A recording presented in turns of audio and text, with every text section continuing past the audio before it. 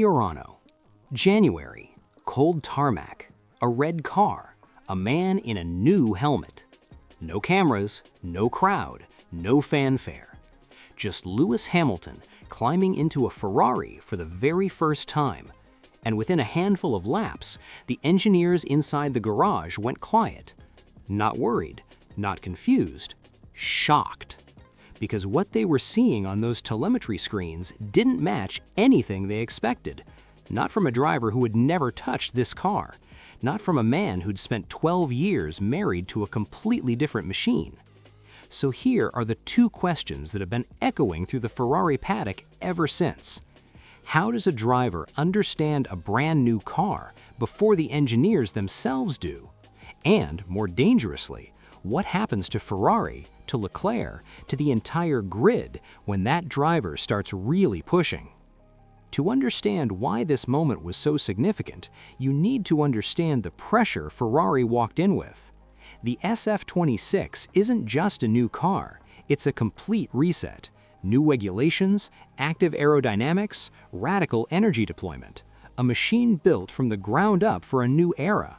One that nobody, not even Ferrari's own engineers, fully understood yet. The logical expectation, exploration mode, cautious laps, messy data, trial and error.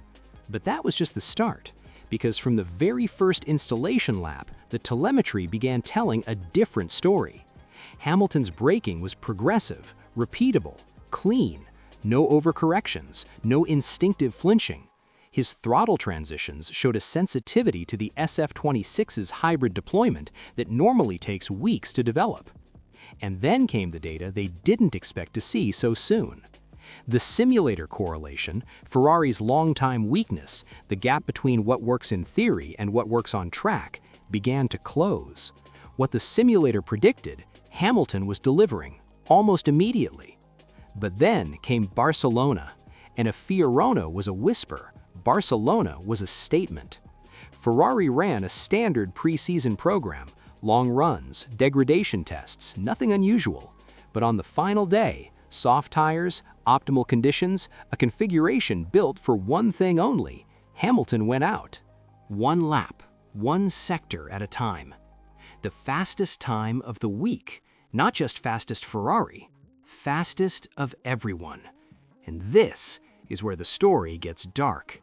Because rival engineers began asking questions they weren't ready to ask this early. Is this a testing mirage, or is this real? Every great driver adapts eventually. That's the easy answer. That's what the paddock told itself. Michael Schumacher struggled when he returned. Fernando Alonso took time to settle at new teams. Even the greatest drivers in history needed races, not laps, to truly understand a new car. So the world assumed Hamilton would follow the same curve. But the telemetry told a different story. When Ferrari compared Hamilton's data against Leclerc's, the man who has been their absolute reference for years, what they found wasn't just competitive numbers, it was a different philosophy, a different path to the same destination.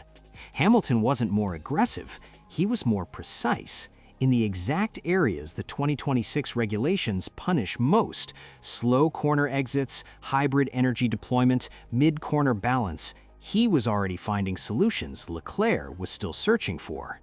And that is where the internal earthquake began. Ferrari team principal Frédéric Vasseur didn't just glance at the results, he studied the telemetry personally, and what he found was the correlation Ferrari had been missing for years. Hamilton wasn't adapting to the car, he was teaching the car to be understood. Then came April, 2 days at Fiorano, this time with Pirelli. No development freedom for Ferrari. Pirelli dictated the run plans, the compounds, the sequences. Hamilton was not a driver here, he was an instrument. A 7-time world champion, reduced willingly to a human sensor array. 142 laps on day 1, 155 on day 2, 461 kilometers of rain-soaked tarmac swallowed whole, a best lap of 1 minute 00740, 884 kilometers total. That is not a driver easing in, that is a driver building something. And in the quiet of the Fiorano garage, between the compound runs and the crossover data and the simulator correlation sheets, Ferrari began to realize what they actually had. Not just a fast driver, a development weapon, one that was already reshaping the SF26's future. Now that the truth is out, the consequences unfold on 3 levels. First, the development curve. Ferrari, for years, lost time chasing wrong directions, setups that worked in the simulator but collapsed on track. Now, with Hamilton generating clean, high-quality data, the feedback loop accelerates. What used to take multiple race weekends to understand is being resolved in days. That changes Ferrari's trajectory for the entire season. Second, Charles Leclerc. This is the part nobody wants to say out loud. Leclerc is not losing his seat. He is not being pushed aside. But for the first time since he arrived at Ferrari, he is no longer the sole reference. There is now another way of reading the SF26, and it is being taken seriously at the highest level. That pressure is real, and in Formula One, pressure either elevates or fractures. Third, the rest of the grid. The psychological damage is already done.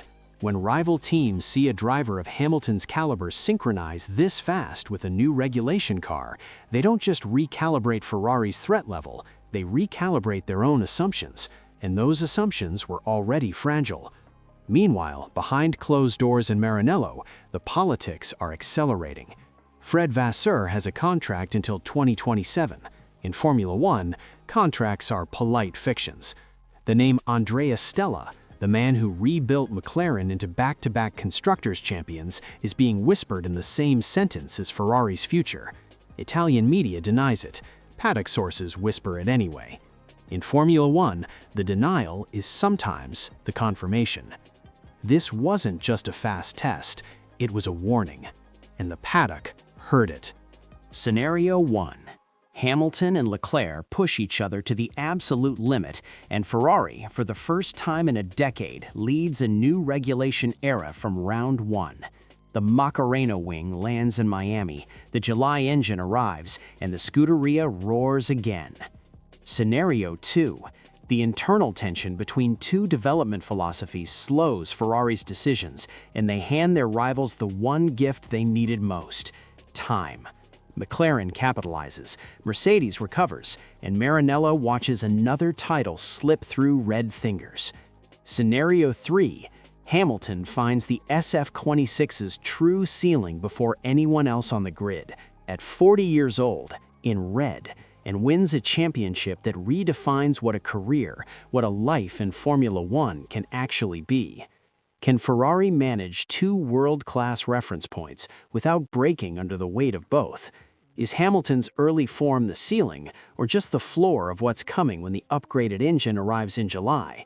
And the question everyone is quietly asking inside the paddock: if this is only the beginning, how fast does this get?